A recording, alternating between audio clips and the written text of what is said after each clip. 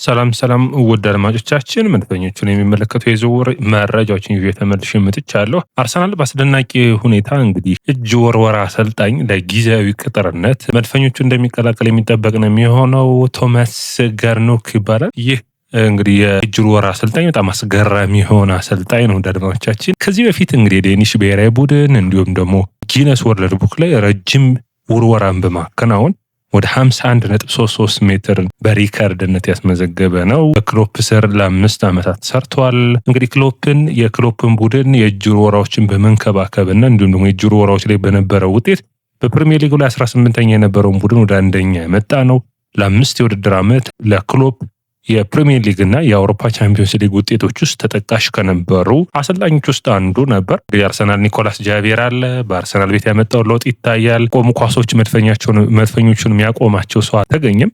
እንግዲህ በዘንድሮው ውድድር ዓመት እንኳን በ31 ጨዋታዎች 22 የጎል ተሳትፎ አላቸው። ታዲያ ይህ ሁኔታ አሁን ደግሞ በእጅ ወርወራ ሊዳብር ነው። እንግዲህ ቶማስ ግሩንማርክ ወደ አርሰናል ተቀላቅሏል። ይህ ዴንማርካዊ የተለየ ለውጥን ያመጣል ወይ? እንግዲህ በሚቀጥሉት ጊዜያቶች እናያለን። በዘንድሮ በረጃጅም ውርወራዎች ላይ በጣም ወሳኝ እንደሆኑ ይታያል። ታዲያ ማይክል አርቴታ ባለፉት ጊዜያቶች እንደተናገረው አርሰናል ውስጥ ያሉትን ችግሮች ለመቅረፍ እያንዳንዱን ቀዳዳዎች እንደሚደፍንና በትንንሽ ነገሮች ከሌሎች ቡድኖች የተሻለ ሆኖ የእንግሊዝ ፕሪሚየር ሊግን ማሸነፍ እንደሚፈልግ ይናገራል። አንዱ እንግዲህ የእጅ ውርወራ ነው ማለት ይቻላል። የቆመ ኳስ ውጤታማነታቸው በኒኮላስ ጃቪየር ተገኝተዋል። የእንግሊዝ ፕሪሚየር ሊግ ላይ በጣም ጠንካራ የሚባለው ቡድን አርሰናል ነው። በቆመ ኳስ ያንን ውጤታማነታቸውን አስቀጥሏል። 17 ጎሎችን ከማዕዘን ምቶች ብቻ ማስቆጠር ችለዋል።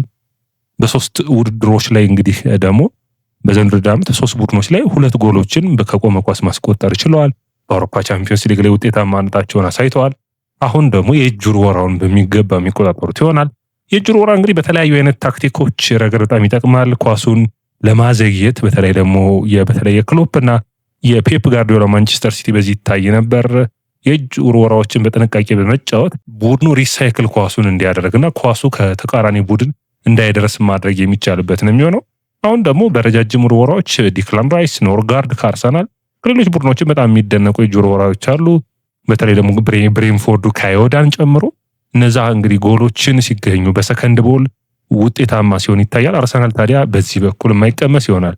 ወደ አድማጮቻችን በዝውውር የሚነሱ መረጃዎች አሉ። ዛሬም የጉሂ ጉዳይ አለ። የዳኒ ሮድሪጌዝን የሚመለከት መረጃዎች ተመልሼ መጥቻለሁ። ኢጎር ዮኒ ላይም እንዲሁም ደግሞ በኒኮ ዊሊያምስ ጉዳዮች ላይ ማርቲኔሊ እና ማክስ ዶልማን ያለ። ታዲያ ውድ አድማጮቻችን የያ ስፖርትን ላይክ፣ ሼር፣ ኮሜንት፣ ሰብስክራይብ ማድረጋችሁን አትርሱ። እንግዲህ የመጀመሪያው መረጃ የሚሆነው የማርክ ጉሂን በሚመለከት ነው። ባለፉት ቀናቶች አርሰናል ፍላጎት እንዳለው ዴቪድ ኦርነስቲን ዘግበው ነበር። አሁን ደግሞ ከስካይ ስፖርትም አንድ እንግዲህ የስካይ ስፖርት ጋዜጠኛ እንደተናገረው እኔ እንደሚሆን መስለኝ በጥር ሁሉ ይህን ዝውውር አርሰናሎች ሊያከናውኑት የሚችሉበት እድል እንዳለ ተናግሯል። እንግዲህ ይህ ሁኔታ ምን ነገሮችን ያነሳል? ዋነኛው ነጥብ ይህ ነው የሚሆነው። ማርክ ጉሂ በጣም የሚደነቀው የክሪስታል ፓላስ የመሃል ተከላካይ ነው። ባለፉት ዓመታቶች ያሳየው ድንቅ ለውጥ። ነገር ግን ፓላስ አሁን 40 ሚሊዮን ፓውንድ የማግኘት ፍላጎት አላቸው። ምክንያቱም በክረምቱ በነፃ ከማጣት ነገር ግን ተጫዋቹ ደግሞ በክረምቱ በነፃ ወጥቶ በከፍተኛ የሆነ ደሞዝ በሌሎች ቡድኖች ውስጥ መጫወት ይፈልጋል። ከለንደን መልቀቅ አይፈልግም። ስለዚህ አርሰናል ተመራጭ ሊሆን ይችላል። ይህ የ5 ዓመት እንግሊዛዊ ክሪስታል ፓላስ የመሃል ተከላካይ 50 ሚሊዮን ፓውንድ ድረስ እና ከዛ በላይ የሚገመት ዋጋ አለው። ነገር ግን በነፃ በመሆኑ ሲቲ፣ ሊቨርፑል፣ ማድሪድ፣ ባየር ሙኒክ እየፈለጉት ይገኛሉ። ማይክል አርቴታም ንግግሮችን ከዚህ ተጫዋች ጋር አድርገዋል። አርሰናልን አንድሬ በርታን አሳምኖ ይህንን ተጫዋች ለማምጣት ጥረትን እያደረጉ ነው የሚሆኑት። እንግዲህ በነፃ የሚፈርም ከሆነ የሶል ካምቤልም ፊርማ የሚያስታውስ ነው የሚሆነው። ሶል ካምቤል በተለይ ከቶተንሃም ወደ አርሰናል የመጣበት አርሰን ዌንገር ያሳዩት ድንቅ ምልመላና ያሳዩት እንግዲህ በነፃ ተጫዋቹን ያስፈረሙበት መንገድ የሚታወስ ነው። ከዛ በኋላ ሌላ አስደናቂ ጥቁር ተጫዋች ከክሪስታል ፓላስ ወደ አርሰናል የሚመጣ ነው የሚሆነው። የብሪቼዜ በክረምቱ እንደመጣ የሚረሳ አይደለም። ሁለተኛው እንግዲህ ኢጎር ታዮኒን ይመለከታል። አርሰናሎች ከብላክበርን ሮቨርስ ይህንን ተጫዋች ለማስፈረም እንግዲህ ከባለፈው ክረምት ጀምሮ ሙሉ በሙሉ ጥረታቸውን እያከናወኑ ይገኛሉ። ነገር ግን በዚህ ሁኔታ ላይ ማንቸስተር ዩናይትድ እዚህ ሁኔታ ላይ ገብቶበታል። እንግዲህ ማንቸስተር ዩናይትድ ባለፉት ጊዜያቶች ዶቢ ማርቲንን ከአርሰናል ወስዷል። አይደን ሄቨንንም እንደወሰደ ይታወቃል። ጥሩ ብቃቱን እያሳየ ይገኛል። አሁን ደግሞ ኢጎር ታዮኒን ለማስፈረም ጥረት እያደረጉ ነው። መድፈኞቹ እንግዲህ ከዚህ ተጫዋች በምልመላ በብዙ ነገር ጥረቶችን አድርገዋል። ውጤታማ ሆኖ ግን ወደ አርሰናል ይመጣል ወይ ትልቁ ጥያቄ ነው የሚሆነው። አርሰናል የማጥቃት ክፍሉን በተለይ የግራ መስመሩን በሚመለከት በፍጥነቱን አጨራረሱን ወደውለታል። በብላክበርን ለመቆየት ፍላጎት የለውም። ምክንያቱም በአመቱ መጨረሻ ኮንትራቱ ይጠናቀቃል።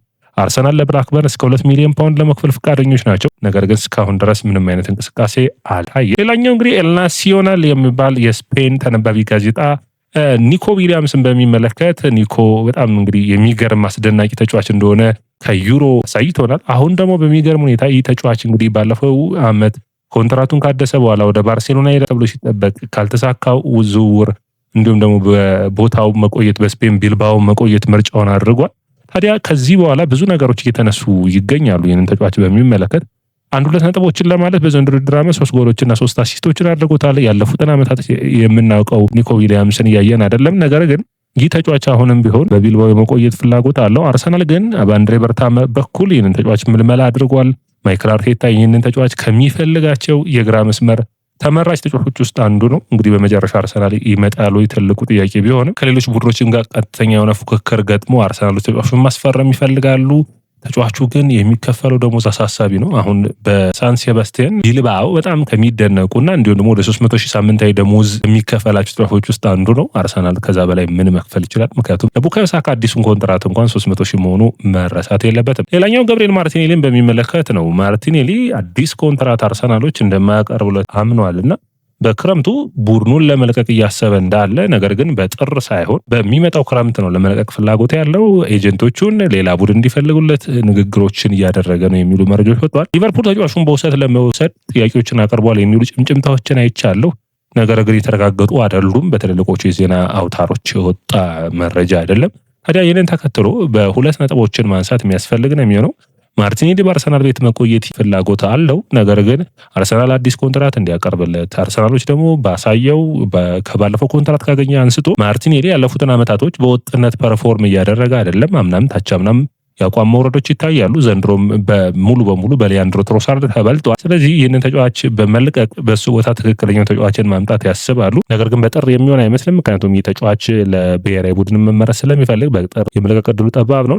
ጋብሪኤል ማርቲኔሊ ዘንድሮ በአርሰናል ቤት በጣም በአስገራሚ ሁኔታ በጣም የሚያስደነቀኝ በአውሮፓ ቻምፒዮንስ ሊግ ላይ 5 ጎሎችን ማስቆጠር ችሏል። ካራቦ ካፕ፣ በኤፍኤ ካፕ በተለይ ደግሞ ያስቆጠራቸውን ጨምሮ በእንግሊዝ ፕሪሚየር ሊግ አጠቃላይ በሁሉም ውድድር 8 ጎሎችን በማስቆጠር ከአርሰናል ምርጡ አጥቂ ሆኖ እንግዲህ እየመራ የሚገኝበትን ነጥብ ማንሳት የሚጠበቅብን ነው የሚሆነው።